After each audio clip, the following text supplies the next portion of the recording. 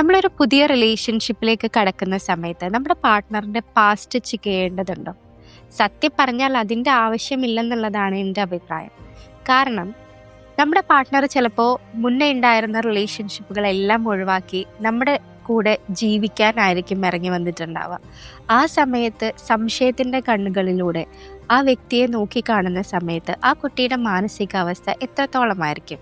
ഉദാഹരണത്തിന് നമ്മുടെ പാർട്ട്ണർക്ക് മുൻപ് 3 റിലേഷൻഷിപ്പുകൾ ഉണ്ടായിരുന്നു എന്ന് ചിന്തിക്കാം. അതിൽ നിന്ന് വളരെ റിഗ്രറ്റ് തോന്നി എങ്ങനെ സംഭവിച്ചു എന്ന് പോലും അറിയാണ്ട് അയാൾ അതിൽ നിന്ന് പുറത്ത് വന്നിട്ടുണ്ടെങ്കിൽ അയാൾ തീർച്ചയായിട്ടും പുതിയൊരു ലൈഫിൽ ജെനുവിൻലി കമ്മിറ്റഡ് ആവാൻ റെഡി ആയിട്ടായിരിക്കും അതിൽ നിന്ന് വന്നിട്ടുണ്ടാവുക.